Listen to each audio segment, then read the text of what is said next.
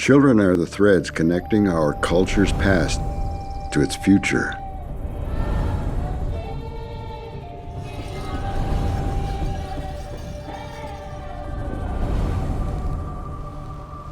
When a thread is missing, the fabric of our culture is in jeopardy.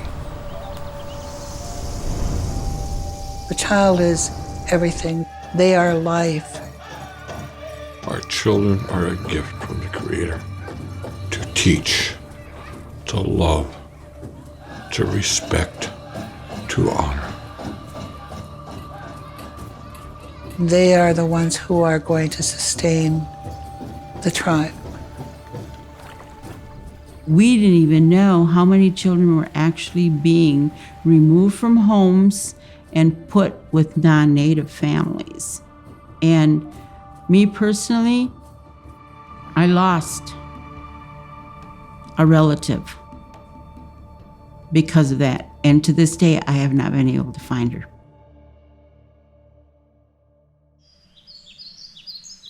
When I was removed from my family, I was 6, maybe going on 7 years old. And it was Christmas Eve. My mom was kind of in a rush, and she was saying, "Here, open your presents, we gotta go."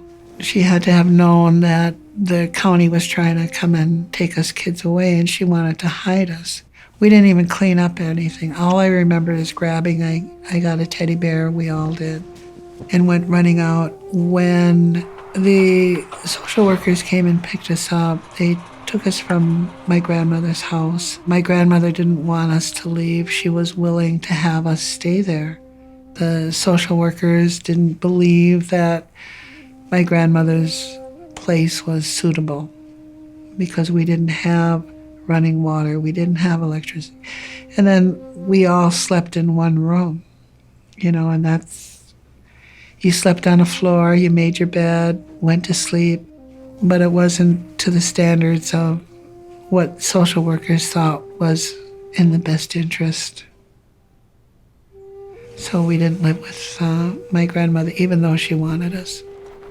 I remember my youngest sister screaming because my mother was standing there, as well as my grandparents, watching us drive away with white social workers. It was very, very traumatic. I can still remember it like it was yesterday.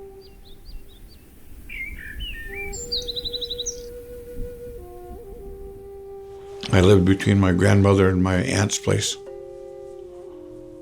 I never went hungry. I was always taken care of. But one day, maybe about 62, 63, I think I was in 5th grade, social services came to the school, and they basically just scooped me up, and I didn't know where I was going. And I was taken to Rhinelander, which is approximately 23 miles away from my home. And I was put into a foster home. But when they snatched me up, my biggest worry when I got to a foster home was, did my auntie know where I was? Did my grandma know where I was? Did they know that I wasn't going to be coming home? I was more worried about my auntie and my grandmother than anything else. At first we were put into, and I believe it was some kind of orphanage. People who were interested in having Indian children would come and say, "I'll take this child, and I'll take this child, and we'll take this child." And I remember that happening at least maybe 3 times while I was in that home, until somebody picked me to go live with them. All of us were put into different homes. Different people picked which one of us they wanted to take. There was no communication with anyone. I had no idea where they were, what was happening, or anything. A culture simply cannot survive without its children. Yet at one point in our country's history, more than 1 in 4 Native American children were removed from their families and placed in non-Indian homes.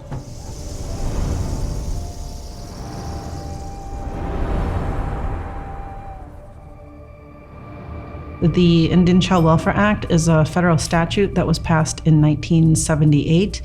It was passed after there were studies done and testimony given at the congressional level about the alarming rates of Indian children being removed from their homes and being placed up for adoption or out-of-home placements, and normally it was out of the Indian culture. Federal law was created because there was a recognition that children were being separated, literally pulled from their communities to the point in which it was considered genocide, and that it really was the deprivation of a race and of tribal histories and their presence, and that it was inexcusable, unacceptable, and avoidable. The core reason that ICWA was passed is because the worldview of tribal culture in raising children and expectations can be very different from the majority culture's view. It gave tribes their recognition of the sovereignty that exists as an entirely different nation within a nation who managed their own tribal affairs, domestic relations, set up their own norms for how children were to be raised, roles of mothers and fathers and extended family and so forth. I knew at home I was loved, but I didn't know in a foster home I was loved. I no longer was amongst my people. I was put into school that I was only native there. Where back home I had my sister, I had my cousins, so I wasn't the only one. And when I was put in this foster home, I felt like I was lost. I felt like I didn't fit and didn't belong. And I really didn't want to be there. They were a different culture. They had a different religion. They only ate the family only ate certain meats. They were older. They were nicer people, but I wasn't used to that kind of a lifestyle. I tried my best to try to adjust because they were fairly nice to me. But all during this time, I never seen my family. I ran away from the foster home because I wanted to go home. And I knew if I got out of that home, I would find my way home. And I was only maybe 11 years old. I had the confidence that I would find my way home. I ran into a barrier. There was a big river called the Wisconsin River. And I couldn't get across that river. And there was a bridge there, and if I knew I hit that bridge, I know they'd see me. They did catch up to me. So I was removed from one foster home into another foster home. Finally, in 8th grade, I was able to see my sister. It was the first time I got to see somebody of one of my family. And when you're young like that, you wonder how come? How come your family doesn't come and see you? Well, for one, my family didn't have a car. They didn't have the money to come see me. When my sister came, she had to take a bus to get here to see me. And it was good to see my sister because that was the first connection I had with my family. Basically for 3 years, from age 5th grade and all the way up until 8th grade. And then I didn't see anybody again until I was a sophomore. I went through 6 different foster homes in that time before I turned 18. I went through 6 different organized religions. In those 6 organized religions, it was very confusing. Because again, I didn't feel like I fit. When I would sit in these churches, there wasn't any other Native people there. Everything I did, there was no Native people there. There was no people from my culture at all. And needless to say, back then, there was the prejudice. And I was made fun of because I was Indian, because I was Native American. But I do remember being so alone and feeling so alone and feeling so isolated. And I remember crying at night to go to sleep because I missed my mom, I missed my family. And I remember at one time that I cried so hard because I felt that my heart had broken. I remember working on their farm, and this is the first placement, going out baling hay. I remember my brothers working and me working and actually helping to lift bales. Now, mind you, I'm, 6 or 7 years old, and out working in a field, doing what adult men would do.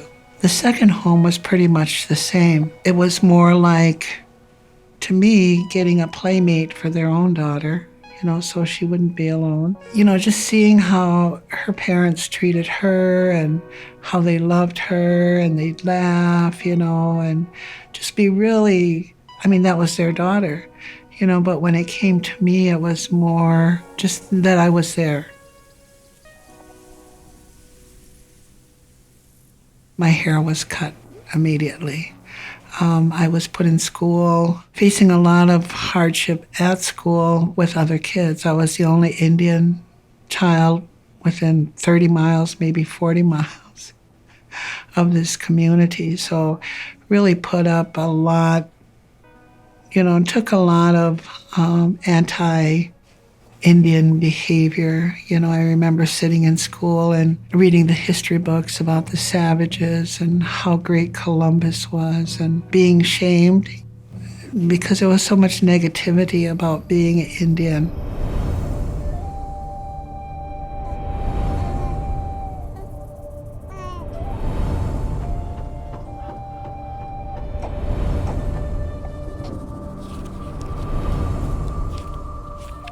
When I would go into state court, and normally my role was to say, Your Honor, this is what the Indian Child Welfare Act says. And I would have most of the attorneys who were either representing the county or representing even parents say, and what is that? What are you talking about? And I would also have judges say the same thing. There were some horrifying statistics about the suicide rate and high alcoholism rate of children that had been forcefully separated from their communities. And it was felt that it is in society's interest to do what is best for the children's interest. And so the federal government adopted this law. When I came back and finally went home, I was like 11. I remember walking into this house that I didn't know was mine, but also in the meantime, my mom had remarried. So she married this white guy.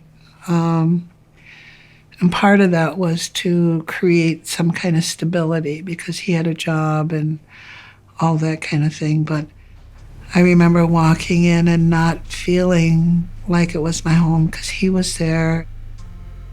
We were all placed in different foster homes. We didn't know where anybody was. We weren't even able to write one another.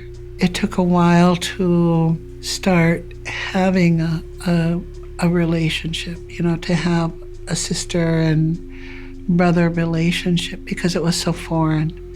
You're put into a place where you're not treated as a sibling or you're not treated as someone's own child. You're put off to the side. And I know that my brothers and my sisters also felt the same way because after talking with them, their experiences in their foster homes were far worse damaging than mine. They were beaten severely, and we never had the opportunity or never relearned how to be a family, a sibling family. And it still exists that way today.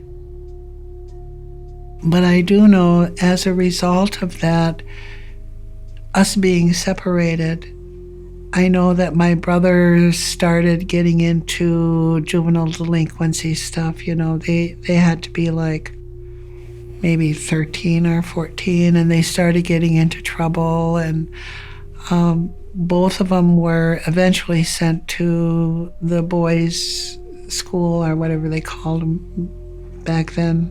Reformatory schools.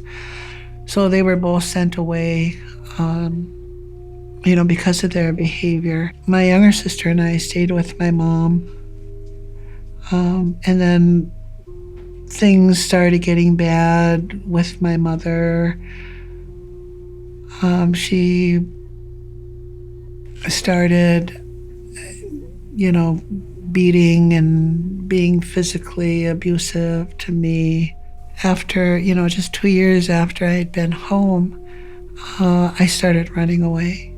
Eventually ended up in the reform school for girls, where I stayed until I was about, I think, 18, almost 18 years old. We were treated less than.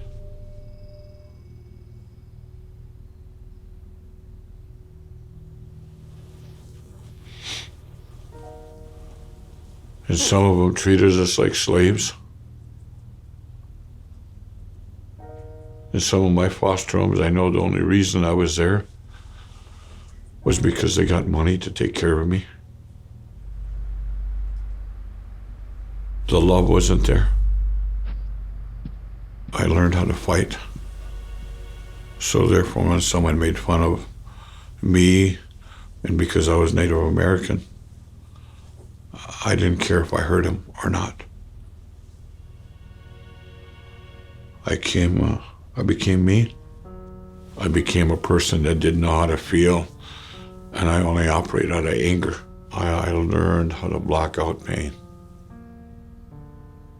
which wasn't a good thing for what faced me, and that I made a point that I would try to survive the best way I could.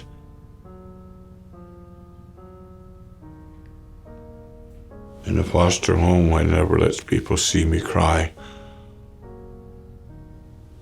I got to go home in my junior year, and about after my sophomore, which would have been probably about 1967. And I started, I wouldn't say experimenting with alcohol, because the first time I drank, I blacked out. I believe it was determined that I was going to be an alcoholic, but I didn't want to face that fact. I liked it because the alcohol gave me an euphoria that I didn't think I could get on my own. So while I went home to my grandmother's, I started drinking more and more. I did not know that later in life that it would come back to bite me again. Start getting in trouble with the law after I left that time. And it continued, and it got worse. But I didn't know what my feelings were. I always kept that anger up there and kept people away from me.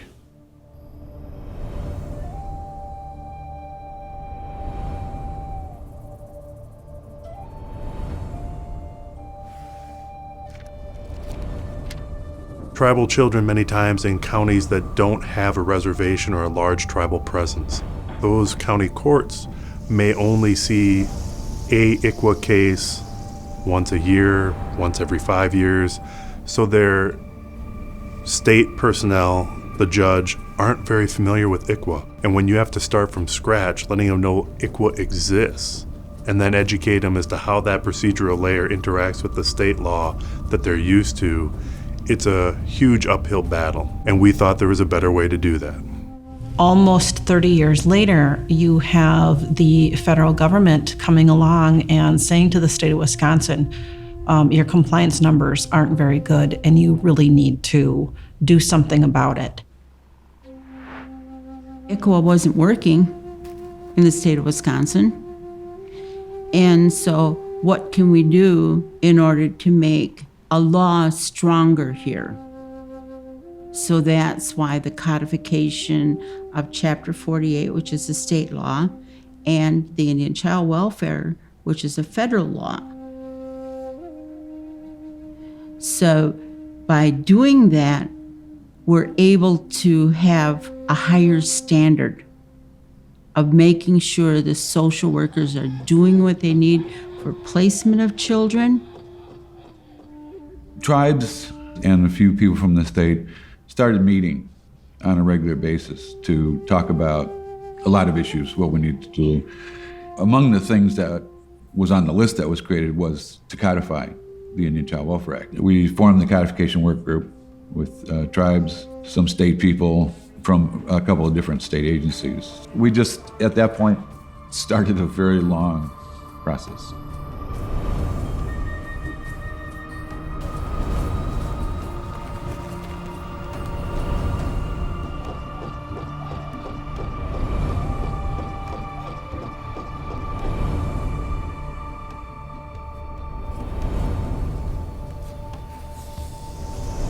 continued to use from about the age 16 all the way until I was about 35 years old.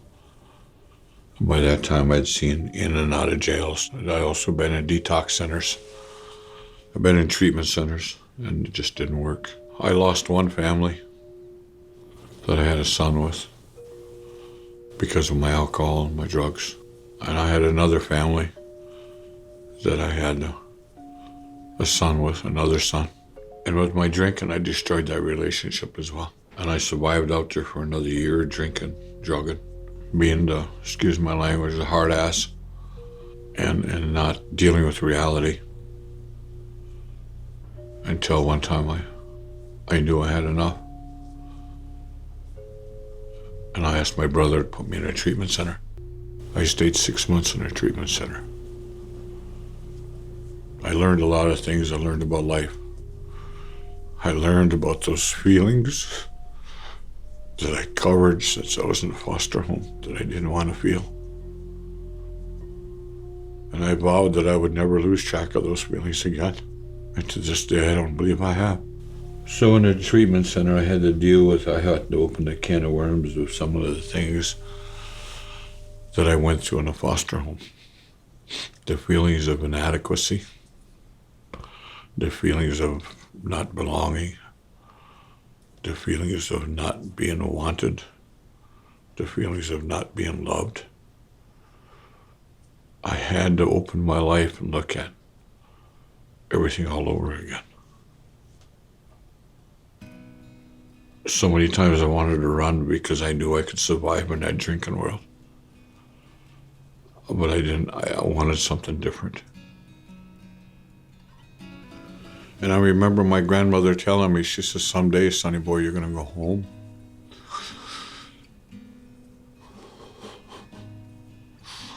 She said, you're going to go home and you're going to work for your people. And I thought, well, why would I want to do that? There's no employment around here. She says, you need to get an education. Instead of fighting these people with the hands that you do, you need to fight them with their own medicine. And I said, what do you mean, Grandma? You need to fight them with the education. Get their education and learn to fight them with that. Fortunately for me, I always had an interest in learning. I graduated from high school. I like to say second in my class, but there was only 10 of us, but it's still good. And I did want to go to college, and the opportunity came after I was 18 to get into a college program.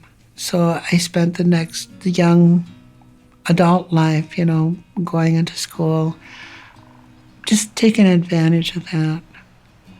So that was probably the thing that was most fortunate for me.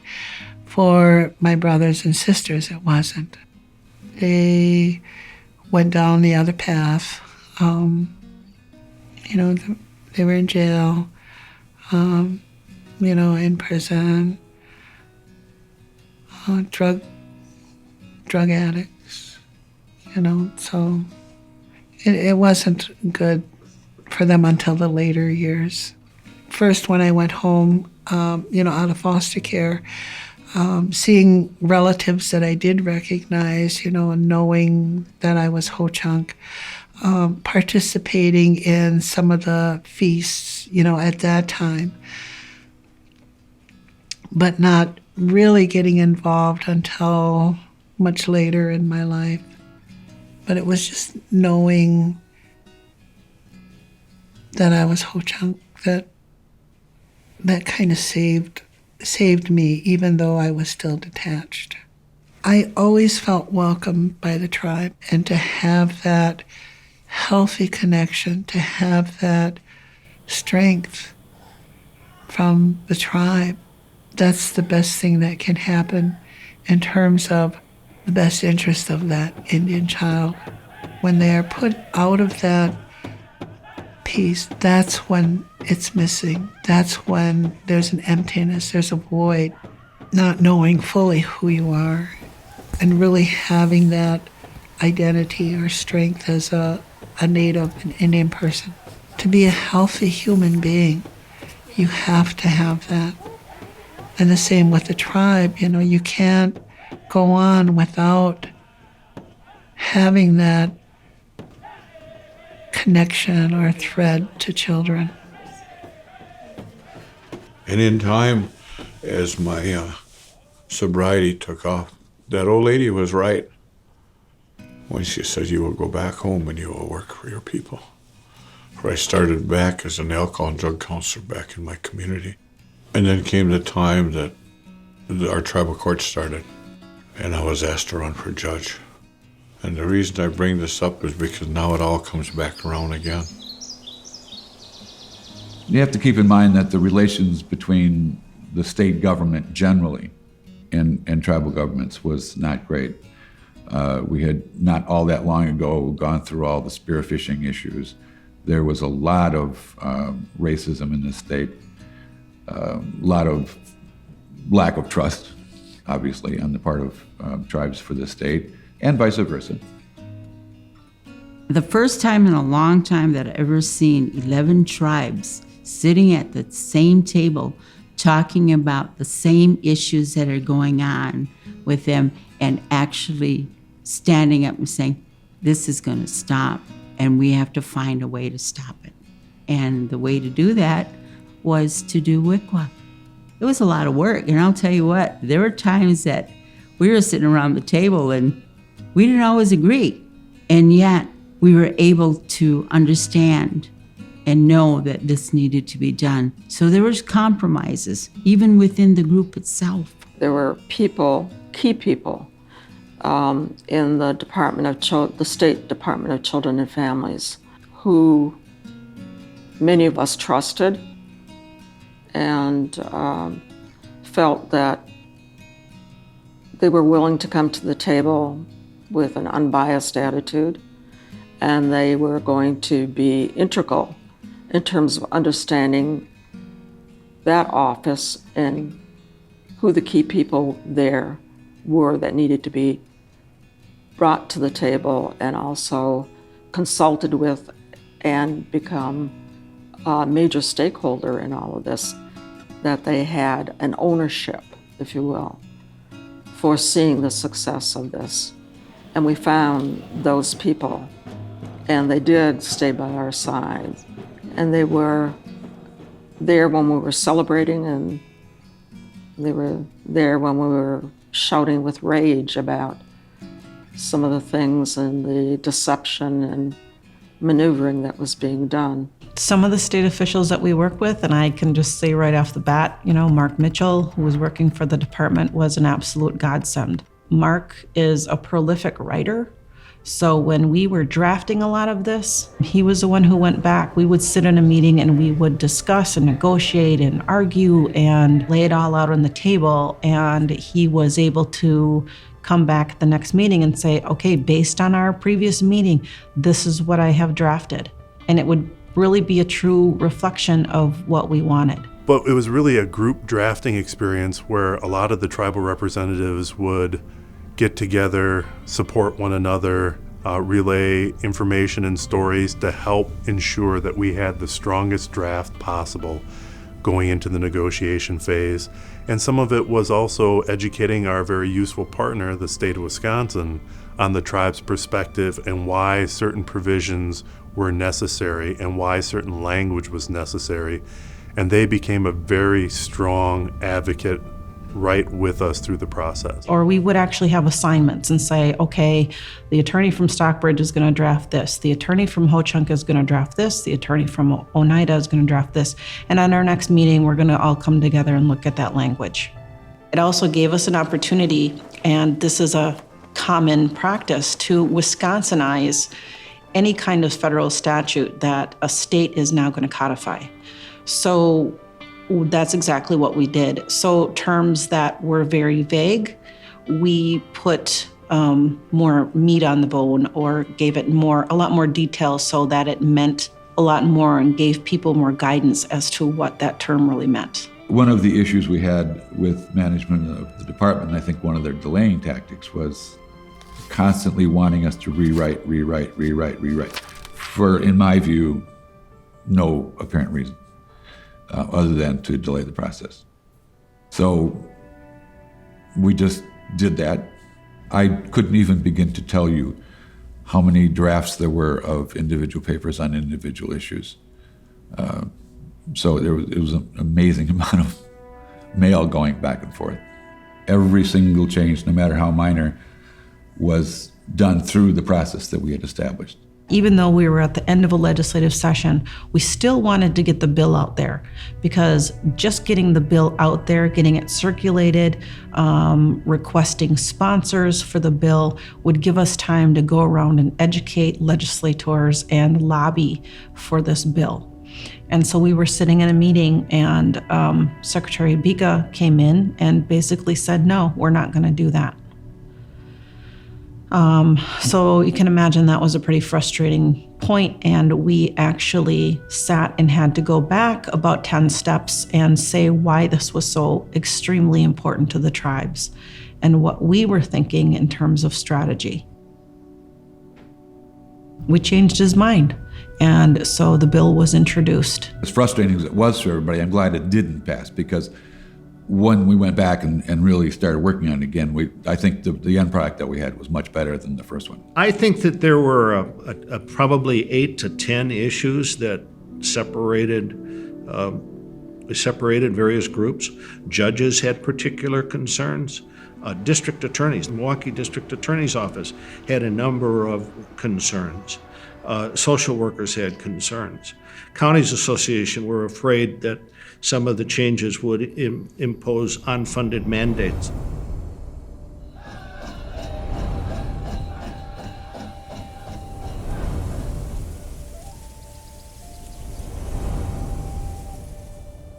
I've worked as the Indian Child Welfare Consultant for the Wisconsin Department of Children and Families, and work closely in implementing the Indian Child Welfare Act and creating training programs, tools for county agencies to adhere to the minimum requirements of the federal act and then also the Wisconsin Indian Child Welfare Act. My desire and what I do, to me, is not a result of my experience. I feel like I was pushed into that area as a need. It wasn't an area that I said, oh, I'm going to go into the Indian Child Welfare Act and, do all of these things. It wasn't. It was something that nobody else was doing to my satisfaction, and it needed to be done. The legislature likes things that are fairly clean and understandable, especially on these complicated matters. Number one, this was not a partisan issue. There was nothing Republican or Democratic about it. But because it was so complex, it was very important that we not leave major groups out of the agreement, because their letters of opposition could end up curtailing all of this hard work that had been done over almost 2.5 years. What we had to do was use time and empower them through literally hours of conversations, either wearing them out or wearing them down, but in the end, including enough of their ideas to the point that they felt as though that they were able to accomplish as much as they could accomplish. I think those who are most frightened by it were the private adoption agencies. And adoptions in that whole industry, it is a business. I felt it really important to commit my committee and my staff and my time to getting the process done and done right by working throughout 2009 to build off of the proposal in 2008. Literally hundreds of hours in task force meetings and one-on-one meetings were conducted. Well, I made sure that everybody understood that they had an equal place at the table, number one. That I did not make judgments on whether someone had the right position or the wrong position. It was whether they were paying attention, they were listening to the other side, and they were committed to working towards a compromise. Even the officials we had disagreements with, I think, all come from a good place. They're all concerned about children. They're all concerned about the process. What can be difficult is not always agreeing as to what is in the best interest of a child, what is in the best interest of a tribe. But at times during this process, it was important to put my hand on the table and say, baloney, let's remember why we're here. And I think they went back to work. And by God, over time, I think they realized, all parties realized, that they were part of a process that was moving towards accomplishment, their goal of codifying the Indian Child Welfare Act. And I think if we would have gone sooner without that process, without hearing everybody's concerns, without the state hand in hand moving forward with the tribes, we may not have gotten the bill through. We relied on the lobbyists for their knowledge of the interworkings of the legislature and their knowledge of the individual legislators, and the drafting team provided the specific knowledge on ICWA, child welfare proceedings, and the content to help back up the lobbyist effort. And together, I think we're a very effective team. They knocked on the right doors for us to get in, had meetings and discussions with some of the legislators that we felt were going to be the toughest opponents of this bill. It was convincing some of the congressmen and senators, stating, this is what we need to do for our children. There's a federal law that has not been adhered to here in the state of Wisconsin.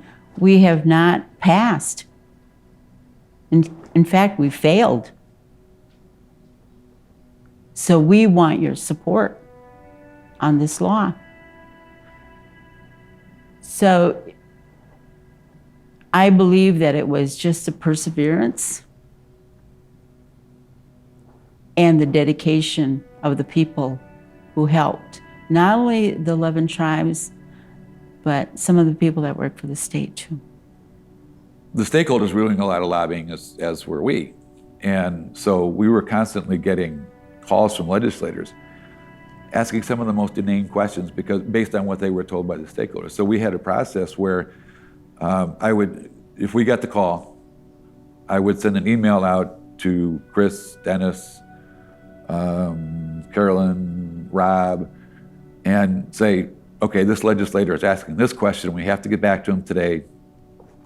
And I, in some cases, I would suggest a response, and then they'd email back saying, okay, or no, change this. The tribes did an amazing job in terms of getting to, I think, every legislator in both houses. So the process wasn't just writing the bill. It was getting the bill passed. We heard Representative Taylor give her explanation. We had Senator Jauch speak to it. In the Senate, there were maybe 2 or 3 senators who we thought were going to possibly oppose this, and they didn't. Senator Jauch, who was the main sponsor of the bill, kind of devised the joint hearing. So it was, the senators and the assembly representatives. And so it was a large bunch of state representatives who we had to testify in front of. And so as a work group, we organized it, and we organized into different topics. The tribal leaders started the hearing by talking about the history and the need. And so that was so very significant because we're talking about tribal leaders who really lived this. We had Judge Whitefish from Forest County, Potawatomi, who actually grew up in foster care, talk about his experience. We had President Cleveland, who was president of the Ho-Chunk Nation at the time, talk about relatives and people that he knew who were removed from their families. They would be either adopted or placed with farm families and not really treated as members of the family, but rather treated as labor on the farm.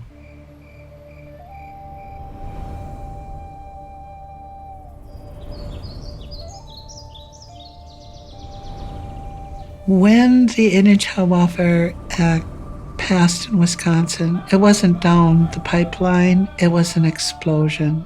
I was at the Capitol when they were having the vote for passing the Indian Child Welfare Act and sitting in the balcony with everybody else while the legislatures voted on the bill. And watching the vote count was incredible because there wasn't a nay against it. Everything was that it had passed unanimously. It was incredible to recognize that people can do things. They can make changes. They can make things better, and maybe they might not understand the depth, that some of us feel and have felt through those experiences. They can't feel that, but they understand and can help make things better for other Indian children. To me, that was just really great. When the voting took place and I found out that the voting was yes in order for the Wisconsin Indian Child Welfare Act, when it passed, there was nothing but joy because I knew then that it was another step that our children would be taken care of. And like I said earlier, so that those children wouldn't have to go through some of the things that I described earlier. As the chief judge of almost 20 years now, our children are important. And I was very happy when this law was passed because I knew another child wouldn't have to suffer the way I did or go through what I did. It was amazing. I think there was only 2 senators who made any comment about it at all. One was Jalk, obviously, when he introduced the bill as the primary sponsor. And the other was Lena Taylor from Milwaukee, who, in a very few words, just sort of told her colleagues that they probably don't realize the historic significance of the vote that they were just going to take. And that was pretty cool. But when both houses passed it unanimously, I was kind of floored because part of my job was working in the legislature and nothing passes unanimously. For a 3-year process, it seemed to go really fast at the end, and it was really unbelievable that we could get the vote of every legislator for our bill when there was such still strong opposition voiced by the adoption attorneys, some of the district attorneys, and we really felt that there were going to be some dissenting votes.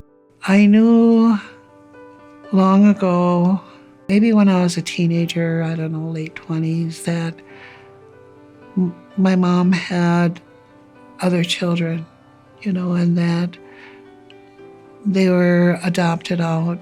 I never knew who they were. I didn't ask. It was just kind of so far away from me. But when my mother passed away and we went to, probate court, I noticed that all of my mom's living children were listed. One of the people that was listed is a brother that I never knew, ever knew.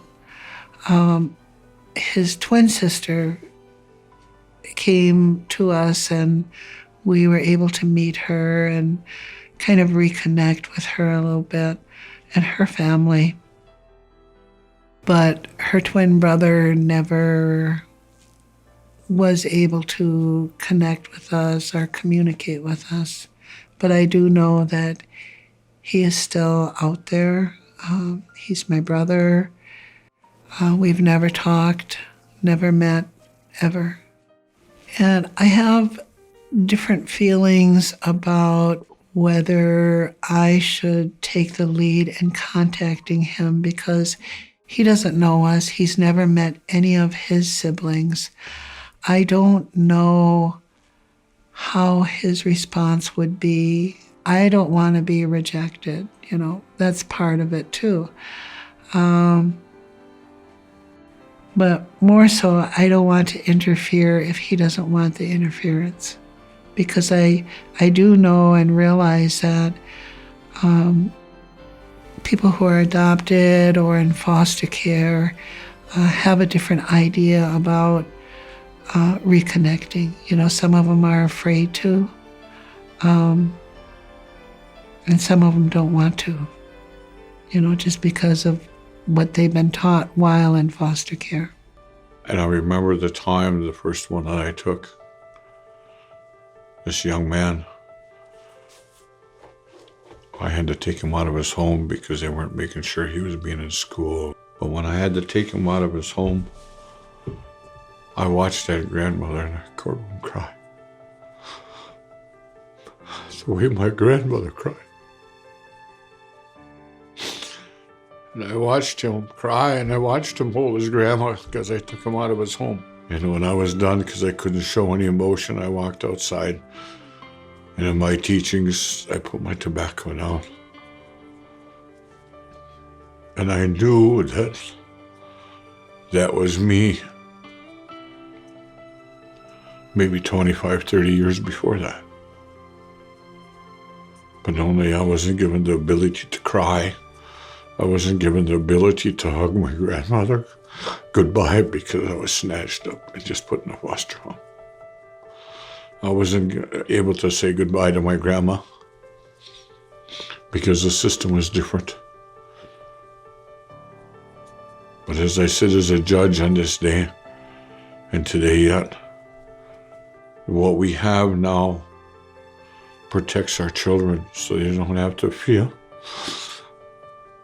the way I felt or experience the things I had to. Because now that Wisconsin Indian Child Welfare Act protects our children. So this day, as I sit in court, I know the reason that my life has transpired and the paths I walk, because no book could teach me what I have learned by the path I have walked. Experiencing the foster homes, the 6 different foster homes that I've been in the 6 different organized religions. Humorously, I still say to this day that they ought to give me a degree in theology for the 6 organized religions that I have practiced by being in these foster homes. And none of them were of my choice. For when I was able to get into recovery and reunite, it was very difficult because I missed out on so many teachings that otherwise I would have been taught if I probably was in a native foster home. It was very difficult for me. It was very hard and I struggled.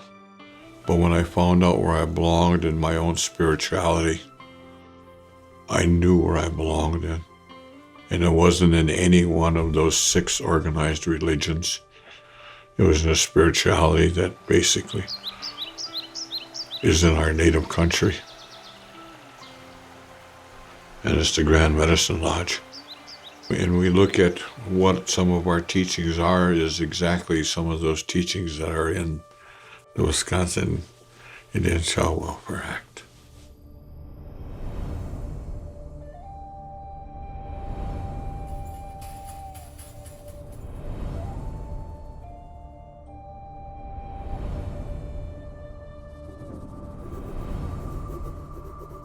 We have judges, we have attorneys still in the state of Wisconsin that don't even understand the first part of the law of the Indian Child Welfare Act in itself. And some of them still don't understand that part, let alone the new revised that we did and added more protection in there for our children. I think education has to continue, very strong. It needs to be taught at conferences where Wisconsin judges, state judges are at. And even our tribal judges, they need to be educated on those new judges that come and take the bench. They need to be educated on it. Everyone that has a concern has to basically be involved in it in order to educate those people that need that education, in order so our Indian children and all children will be protected. Can we guarantee it? I wish we could guarantee it. We always got to remember what's the best interest of the children. The best interest of a Native child is the Wisconsin Indian Child Welfare Act. That is it. For WICWA to work, it's more than changing the law. We put a lot of effort into training, developing of resources, because if judges and social workers and other folks don't know the law or don't understand the law, it doesn't matter how good a job you did writing the law. We applied for and received the project with the Midwest Implementation Center at University of Nebraska to help us start doing stuff. And that formalized the whole process considerably. So when we do our training now that we did in conjunction with the MICWIC project, that emphasizes a lot of the history so that people know that this is why the statute was passed in the first place. The state court's office has just recently also come up with a judicial checklist. So it's a 2-page document that a judge can look at and actually look at the different factors and check off, was this done? Was this done? Was this done? We did a series of 2, 3, 4-hour trainings depending, but just to try and get to as many people as possible, primarily social workers, but also judges. I end up educating judges, I end up educating assistant district attorneys, I end up educating corporation counsel, I end up educating guardian ad litems on, what this law is and the components of it and the particular components of it. So that's a constant. You can't apply the law to an Indian child if you don't know the child is an Indian. And that has been one of the problems forever, is nobody even asking. So we don't know how many kids we lost over the years because we didn't know they were Indian. All of these things are so important. We didn't create this whole process, step by step by step by step, to just have it go for naught because no one bothered to ask if this was an Indian child. So that was a very important part of the training. My advice for other tribal attorneys trying to codify ICWA in their state is perseverance. Build a broad coalition and persevere. It will take many years. You will hear a lot of the same arguments. It'll be personally offensive. It'll be frustrating. But it can also build a greater community. Good legislation, especially in complicated issues, takes time. It takes the willingness to seek common ground with a common purpose. One of the things that I would say is, take a look at the other states, because we certainly did.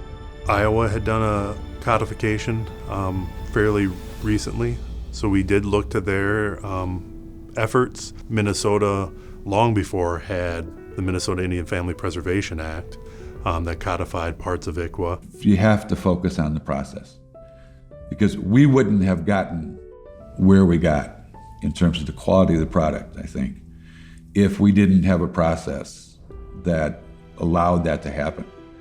And, in that I mean including who was at the table, taking your time to develop the trust. It's absolutely critical. And then sticking together once you're done. Also critical that the tribal people understand their own government and who the key people are within that structure and who they need to approach and in what manner to get a buy-in. Give people an opportunity to be at the table. Give them an equal voice even though they have diverse voices. Encourage them to listen and not just talk at each other. And remind them that compromise is not a four-letter word. It isn't a sin. It is a valuable result when people decide that they're going to reach out and work hand in hand, not clenched fist to clenched fist. I think the passage of the bill represented a very proud moment to tribes who believed that it recognized that they are entitled to have a future and not just a past. It was the recognition that this piece of legislation is so important, it is so significant that we agree, Wisconsin, that it needs to be in our own law books so that children can receive all those protections so that they can be raised in tribal families so that they can maintain their culture and their identity and be productive people in two societies. We always said in Ho-Chunk that we would never have a child that doesn't have a home. They're finally listening to us. Chief Seattle once said that mankind has not woven the web of life. We are but one thread within it. Whatever we do to the web, we do to ourselves. All things are bound together. All things connect.